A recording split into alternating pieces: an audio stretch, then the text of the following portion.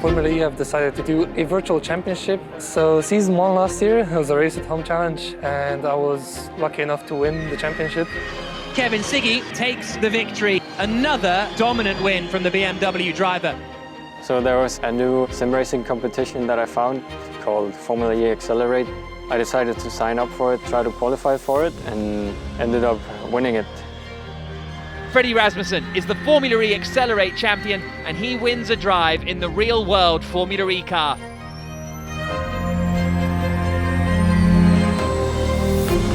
I'm really excited. I don't know what to expect since I've never done it before, but we'll see what happens.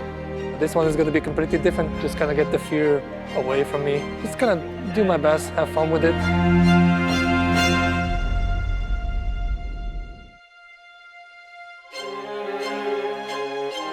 Welcome to Valencia and the 5th round of the ABB FIA Formula E World Championship.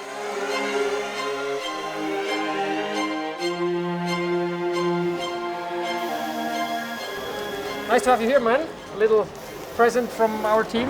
Thank you. Thank you very much. Glad to have you with us. I'm glad to be here. Thank you. Thank you. So I've been doing sim racing for about 6 years. I saw some YouTube videos of some guys driving with a wheel and thought it was cool. So I decided to buy one, and F1 esports started. It got really big really quickly, and suddenly I got good at it, and then we were just able to make a living from it. This is where we run the race cars from during the course of the practice, qualifying or races. So I've been doing it for 9 years now, ever since I was 12. It did take a while for it to start off being a proper job. Years ago, when no one was really interested in sim racing, it was just us plebs driving around tracks and enjoying our time. I was trying to go a bit more professionally into it. It wasn't just my hobby, because it was just something I enjoyed doing. And that's how it came about, because I also joined the most well-known sim racing team in the world, Team Redline. So that's how it basically changed for me. I'm at the top tier of sim racing, so I can actually kind of make money off of it. How much practice you get in a normal week, let's say? How many hours of driving you do a day in average? Or? 6 hours, 6, 8 hours. Per day? Yeah. Holy moly. That's impressive. And you can live from it full time now, or how does that work? Yeah. Pretty cool then. I mean, we enjoy it, we do. Otherwise we wouldn't do it, and it's fun. And winning is even more fun. Staying at the top is not easy, and that's what I'm trying to do every single time with every single racing I do. It's a pretty tough job, to be honest, but you just need talent and motivation and dedication. Hi Kevin. Hey man. Nice to meet you. Yeah, likewise. Now in real life. Before we always have been on the phone or driving on a simulator. It's kind of good to see. I had the chance to coach Max Günther. He wanted to learn a little bit, so I took the opportunity, and I just went and taught him all the tips and tricks I had. We're about to get going then for the first race in the ABB Formula E Race at Home Challenge in support of UNICEF. And we go green at home! And he was super good at kind of learning throughout the season how the car works and how to be faster in that game. It was kind of cool to see him kind of adapt to it, and he did amazingly well. He won the first 2 races, and then I think he got a couple more podiums. Max Günther makes it 2 out of 2 in the ABB Formula E Race at Home Challenge. Oh, I mean, I do kind of brag about it sometimes, but it's just something that I like to help with. He was driving for BMW in all the esports championships, even with my livery.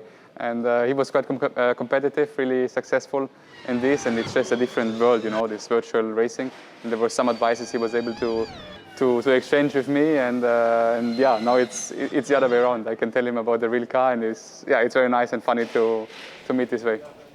How does the car drive initially? Because in the game it's probably not going to be exactly the same. What is very unique and what is pretty good fun with these cars is electric powertrain.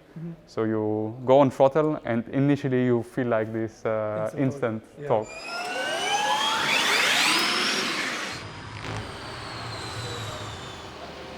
Frede was racing for Dragon Penske Autosport, and coincidentally on car number 7, which is my car.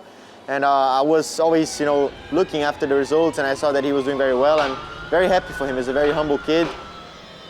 It was cool to see always my car, my helmet winning the race. I was like, Yeah, Of course, it was not me, but it was. it's a nice car to drive.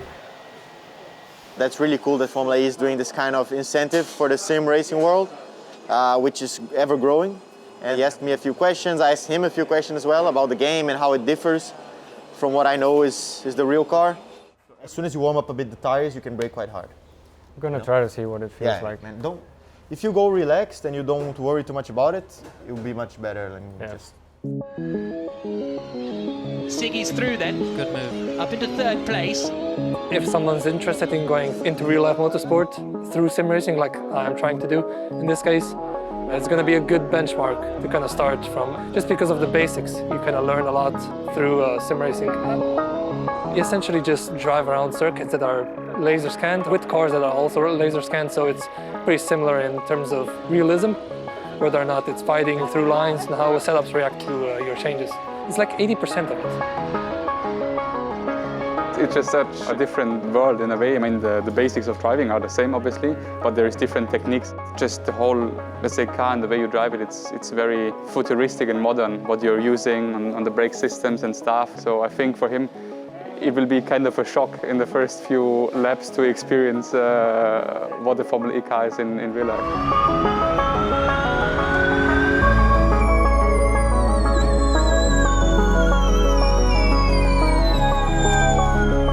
Feel driving in a real car, I think the fear factor is one of them, the G-forces are the second one, and the sense of kind of speed and like the things moving around you is completely different. I would say it's probably the most complicated car you can drive, and to follow this development of Formula E, to always search for new limits, this is kind of what excites me about this car. Are you driving on an actual race car so that your view is the same, the steering wheel, how realistic it is, the actual engine that will simulate the steering wheel behavior. The pedals, are they as stiff and they're behaving like the car? The screen, how it looks, your surrounding, and then the actual game, the physics. There's a lot going on. I would say a lot of it is quite precise.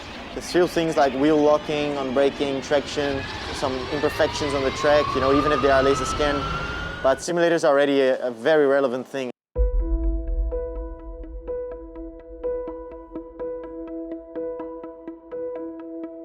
So basically, I mean, you shift up on this one. Mm-hmm. The region you would have down here. Okay. Max has been giving me a little bit of tips on what the car does.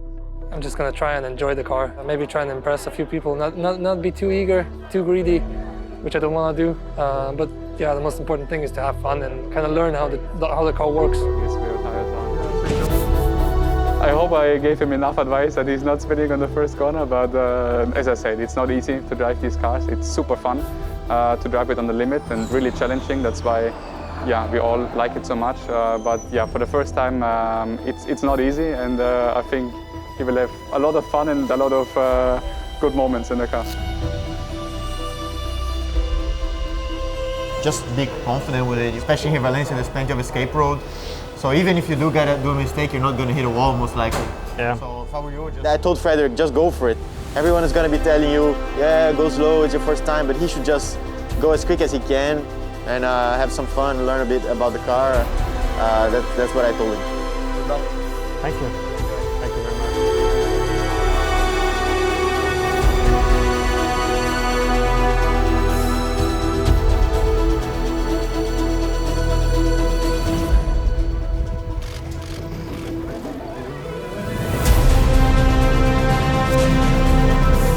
The acceleration surprised me a bit at first, and then just felt normal. Already on the first lap, I was kind of sliding a bit out of the corners. It's not often you get the opportunity, so might as well. It feels quite nice on the body, getting pushed back into the seat.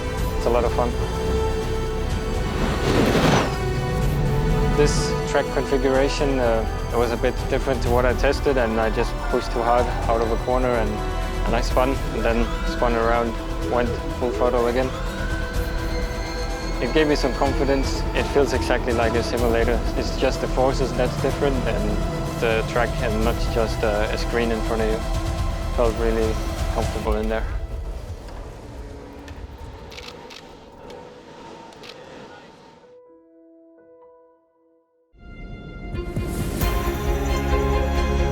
pretty nervous at the moment. Never driven a real life electric car before, so instant torque, just kind of get the fear away from me and just kind of do my best, have fun with it.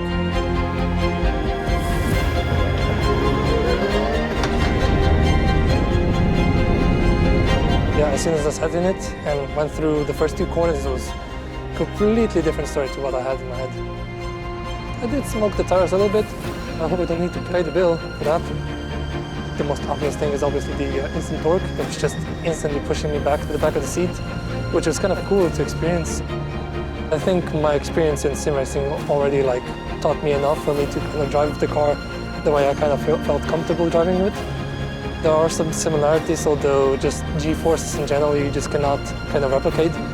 But the general driving, I think, it is slightly different. It's a bit less forgiving. Overall, it was a really fun experience. The car was fun to drive. Really loved it. I enjoyed just driving fast. Hopefully one day the dream comes.